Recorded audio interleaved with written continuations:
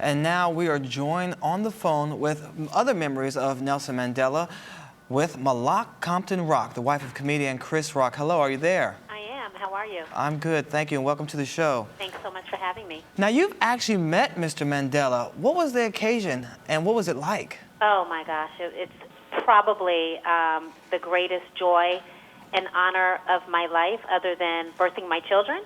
I mean, it really, really was. The entire family had the opportunity of meeting Mr. Mandela for the first time while traveling to South Africa, actually on vacation.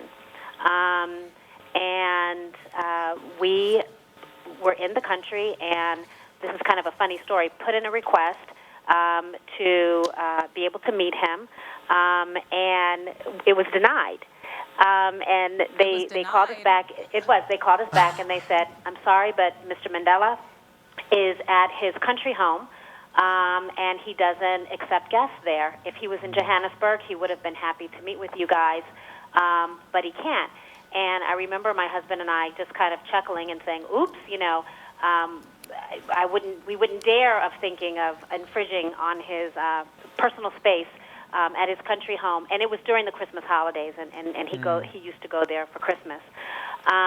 Well, a couple of days later, we were actually on our way to depart to Cape Town, and we got a call that Mr. Mandela had changed his mind, and if we wanted to come, we needed to come to his country home that very day and get there by private plane, because there was no other way we could get there in time to be able to meet him. So, of course, we said yes, and we scrambled to get out there. We were scheduled to have a half-an-hour tea. It ended up lasting 2 hours. My goodness. Wow. He was incredibly gracious and lovely. But what I kept hearing yesterday during the reports, and I can attest to it, is that he's funny. He Really? was so funny. Who's funnier, him or your husband? You know, I would have to say that day, probably him, because my husband was a little dumbstruck, to tell you the truth. Well, what was some of the things you all joked about and talked about that day? He just kept asking Chris questions like, do you know Bill Cosby? If you do, tell me a couple Bill Cosby stories. You know, just all of these celebrities that we thought it was just so funny that he would ask about and want to know personal stories. It was also lovely to be there with his wife, the amazing Graça Michelle. I certainly wish that more young people in our country knew of her and knew of her tremendous work to help the world's children. I used to work for UNICEF, and at the time that I was there, she actually wrote the State of the World's Children's Report one year, which was on armed conflict and children in war. She's an incredibly accomplished lady in her own right, and it was truly a blessing to be able to spend time with her as well.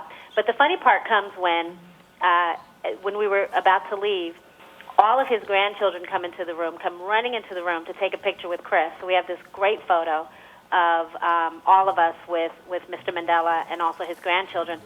And we learned that the reason why they invited us was because one of the grandchildren overheard that Chris had put in a request to meet Mr. Mandela and that it was denied. And they were like, "Grandfather, are you crazy?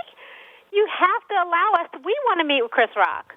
And that's why we were called back and told that we could come to the family home, because he was giving the treat to his grandchildren. Wow, that must have been an unforgettable moment. It really was. Malaak, what do you remember most about that day?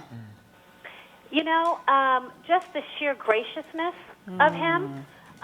Just so kind, so gentle, so sweet. Another kind of moment that always makes me chuckle is that my daughter my middle child at the time was 3.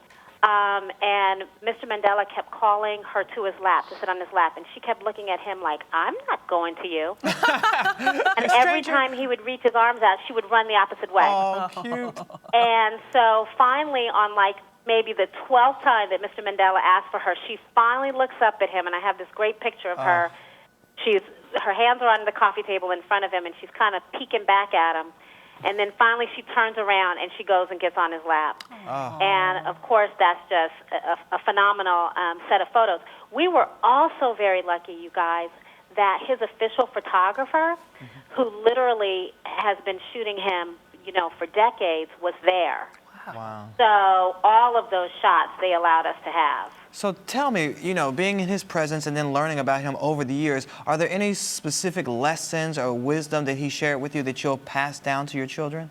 Absolutely. I mean, I think we know that, I believe, if I get there before you do, I am obligated to bore a hole and pull you through, or services and rent we pay for living. And that's how he lived his life. I mean, he wanted to make life better for all of us, but certainly the most disadvantaged of us, not just in his country, which, of course, has had not just issues with race, but issues with HIV/AIDS, issues with poverty, and wanting to uplift the people of his country, but really the people of the world.